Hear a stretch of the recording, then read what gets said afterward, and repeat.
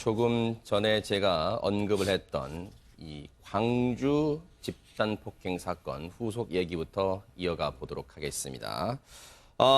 이 네티즌들 그리고 시청자분들 중에서 그런 생각하셨을 겁니다만 이 가해자들에게 이 뭔가 살인미수 혐의를 적용해야 된다 이런 의견을 놓고 갑론을박이 많았는데 홍순빈 아나운서 어떻게 됐습니까? 일단 그 광주 집단 폭행을 당한 이 남성이 뭐 상태가 호전되고 있다 뭐 이런 얘기 어제 전해드렸는데요. 지금 네. 이 남성이 그러니까 지금 공동상해로 조사를 받고 있는 상황이었습니다. 네. 그리고 나서 이제 새로 알려졌던 사실이 이 남성이 당시 폭행을 당했을 때 가해자들에게 살려달라고 호소를 했지만 가해자들을 아랑곳하지 않고 돌과 나뭇가지까지 이용하려 했다. 뭐 이런 사실까지 알려졌었거든요. 네. 이 사실이 알려지니까 이거는 살인미수 혐의를 적용해야 되는 거 아니냐. 네. 이런 얘기들이 나오고 있었습니다. 네. 그런데요. 경찰이 이 가해자들에게 결국 살인미수 혐의를 적용하지 않겠다. 네. 살인 고의성이 없다고 판단한다. 네. 이런 이제 의견을 어제 내놓았습니다.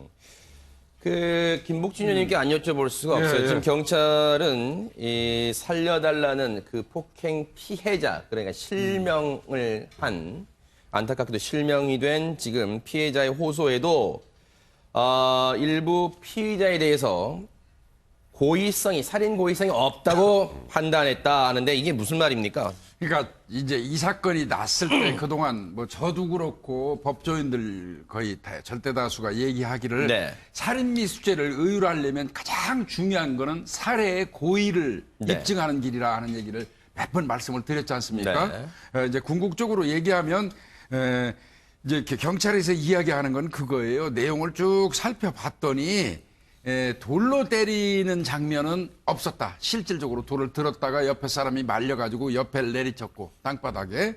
그다음에 실행하는 과정에서 나뭇가지로 찔렀다고 얘기했는데 그 부분도 발견하지 못했다. 이게 이제 CCTV로 아마 아주 정밀 분석을 했을 겁니다. 이제 그렇게 했고 또 대법원 판례를 찾아봤더니 네. 손가락이나 나뭇가지로 서로 사람을 찔렀다 손치더라도 살해의 어떤 고의가 입증되지 않는 이상 그 살인죄를 의율한 사례는 없더라. 이제 이런 내용을 이제 이야기했고요. 네. 근데 이제 제가 좀 더 좀 첨부를 하면 전 그동안 뭐 계속 제가 그런 말씀을 드렸지만 사실은 살인미수죄나 그 폭처법, 폭력행위 등 처벌에 관한 법률 이 사항 죄 형량을 놓고 보면요. 사실 별반 차이는 없어요. 아, 그래요? 예, 네. 거의 차이 없습니다. 근데 네. 이제 국민들이 분노하고 화나고 감정이 악화된 이유는 이제 이들의 행위를 우리가 이제 눈으로 목격함으로써 저거 사람 죽이려고 한 거 아니냐. 그러니까 네. 살인미수로 가자. 이제 어떤 상징적인 의미를 부여하시는 거예요. 비난의 네. 정도가. 네. 근데 이제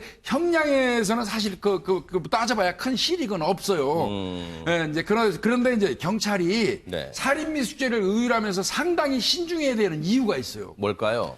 형법이 정하고 있는 그 죄 중에서 가장 중한 죄는 살인죄입니다. 네. 살인죄라는 거는 정말 완벽한 증거에 의해서 완벽한 어떤 입증에 의해서 살인죄를 의율을 해야지 이거를 증거 없이 자의적인 해석이나 확대 해석을 해가지고 살인죄를 의율하면 사실상 그 제3의 선량한 피해자가 나올 수 있어요. 네. 그래서 네네. 이제 그런 부분을 굉장히 신중을 기한 거라고 생각하시면 됩니다. 예. 백성문 변호사님, 이 경찰이 어제 이 집단 폭행 사건의 가해자 이 5명이 구속됐습니다만 이 가해자들에 대해서 사건을 검찰에 송치했는데 앞서 말씀드린 것처럼 물론 여론에 따라서 기소를 하고 여론에 따라 재판을 하는 건 아닙니다만 아직까지 네티즌분들을 포함한 여론은 이거 살인미수 혐의를 적용해야 되는 거 아니냐라는 목소리가 여전히 나오고 있는 것 같습니다. 그러니까 여론은 거의 대부분 살인미수라고 생각하시더라고요. 근데 그러니까 조금 전에 김복중 교수님도 말씀하셨고 저번에 저희가 이 화요일 날도 거의 동일한 얘기를 했었어요. 네, 이거는 네. 살인미수죄 적용하기가 어렵다고 저도 그때 말씀을 드렸는데 네. 이제 살인미수죄라는 게 예를 들어서 나뭇가지로 사람 눈을 찔렀다고 가정을 해보죠. 이번 사안. 네. 나뭇가지로 사람 눈을 찌르는 건 실명할 위기가 있는 거잖아요. 이번에도 피해자가 너무 안타깝게 실명을 하게 된 건데 네. 그런 경우엔 중상해 고의라고 합니다. 살인 고의가 아니에요. 이제 그러니까 분명히 저렇게 사람을 저렇게 때리면 죽을 수 있는데 저 나쁜 놈들, 뭐 저거는 진짜 살인미수지 이렇게 생각하시는 게 일반 대중인데 네. 법리적으로 판단도 좀 다르고 근데 다만 이제 네. 이게 폭력행위든 처벌에 관한 법률에 보면 네. 2명 이상이 누군가를 때리면, 그러니까 집단 폭행을 폭행을 해서 상처를 입게 되면 이제 네. 공동상해죄라고 해서 네. 일반 형법상 상해죄보다 2분의 1을 가중합니다. 그래서 일반 형법상 상해죄가 7년 이하의 징역형에 처해지게 되는데 네. 이제 공동상해죄 해당하면 2분의 1을 가중하면 10년 6개월 이하의 징역형에 처해질 수 있는 거고요. 네. 이번에 죄명은 공동상해일지 몰라도 네. 피해 굉장히 중하지 않습니까, 이번에? 네. 피해가 중하다면 살인미수에 준해서 충분히 처벌할 수 있어요. 그러니까 아. 죄명에 너무 연연하시지 않았으면 좋겠어요, 시청자분들께서. 네. 어쨌든 이 홍순빈 아나운서 사실은 이 피해자분들 그리고 피해자분들의 가족들 입장에서는 얼마나 울분이 터지면 이 사건 살인미수 혐의를 적용해야 되는 거 아니냐, 그런 혐의를 적용해 주십시오라고 항변을 하겠습니까? 그런데 안타깝게도 그 실명 위기에 놓였던 피해자분이 정말 안타깝습니다. 이 실명 판정을 받았다면서요? 그렇습니다. 지금 양쪽 눈이 실명 위기에 처해진 상태였습니다. 그리고 다른 몸은 좀 상태가 호전되는 듯 했지만 일단 그 담당 의사의 진단을 들어보니까 일단 한쪽 눈은 거의 실명에 가까운 상태라고 하고요. 네. 다른 한쪽 눈, 오른쪽 눈도 지금 시야가 흐린 상태인데 네. 조만간 이제 수도권 병원에서 추가 치료를 받을 예정이지만 네. 사실 시력이 회복하는 게 쉽지는 않아 보인다고 네. 이렇게 얘기를 하고 있습니다. 지난달 30일에 이런 일을 당했습니다. 열흘 만에 지금 피해자 측 변호인인 김경은 변호사가 어제 밝힌 내용을 보니까 왼쪽 눈을요, 사실상 실명했다는 진단을 병원으로부터 받았다는 안타까운 얘기를 전했습니다.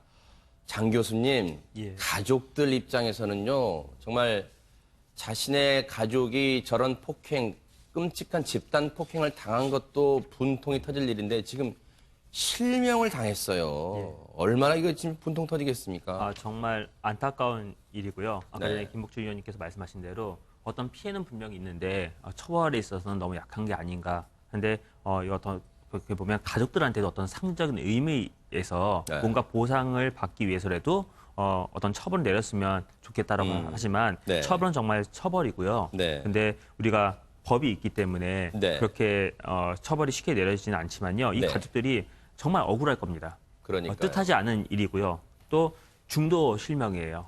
더군다나 한쪽 눈은 왼쪽 눈은 실명하게 됐다라고 진단을 받았는데 또 한쪽 눈까지도 또 네. 어떻게 될지 모르는 상황이기 때문에 아. 그런데 제가 꼭 부탁드리고 싶은 건요. 지금 가장 힘든 사람은 이 피해자분이실 거예요. 그러니까 물론 가족들도 힘들겠지만요. 맞아요. 지금 이 피해자분께서 이 상황을 잘 극복할 수 있도록 힘을 줄 수 있는 사람들은 네. 가족입니다. 네. 가족들이 옆에서 조금 더 힘을 조금 실었으면 좋을 것 같고요. 네. 또 큰 병원에 가셔서 또 진단을 받으신다고 하니까요. 네. 조금 좋은 결과가 나오길 그러니까요. 많은 사람들이 맞아요. 지금은 조금 소망하는 마음으로 지금 지켜봐 맞아요. 주길 바라고요. 좀 좋은 결과 있길 같이 기도할 마음으로 기다리도록 하겠습니다. 장 교수님 같은 마음을 가지신 분들이 많으실 거예요, 시청자분들 중에서요. 그런데 이 피해자 측 변호인이요, 그런 얘기를 합니다. 피해자는 물론 가족들 모두 살인미수 혐의가 적용이 안 된 것에 대해 지금 분통을 터뜨리고 있다, 이런 말도 전하고 있고요. 그리고 그 실명을 당하신, 안타깝게 실명이 되신 그 피해자분의 형이라는 분이 이런 얘기를 대신 전하고 있습니다. 동생분이요, 악몽도 지금 많이 꾸고 있대요. 그리고 계속 무섭다, 무섭다 이 소리를 많이 하고 계시답니다. 현재는 눈이 안 보인다는 생각이, 지금 왼쪽이 실명 진단 받았다 그랬잖아요. 좌절감이 너무 심하다고 합니다. 김복준 의원님, 이제 사건이 어제 경찰이 검찰로 송치를 했잖아요. 네. 뭐 이제 혹시나 이제 시청자분들 중에 혹시 뭐 이제 그런 생각 하실지도 모르겠지만 검찰 수사 단계에서 혹시 뭐 바뀔 수도 있어요. 혐의 적용 아니 같은 뭐 게. 그거는 지금 경찰에서 조사를 해가지고 검찰로 사건 일체를 넘기는 걸 송치라고 하는데요. 네네. 지금 현재 단계에서 검찰에 넘기는 거는 경찰의 의견서에 불과합니다. 아, 결국은 기소 여부를 결정하고 죄명을 제대로 의율해서 재판에 회부하는 건 검찰의 몫이에요. 아, 네. 그러니까 언제든지 검찰이 법리적으로 지금 뭐 나오고 있는 내용대로 살인미수가 가능하다고 검찰이 판단한다면 검찰 단계에서 살인 미수로 의율할 수도 있을 거예요. 예, 예.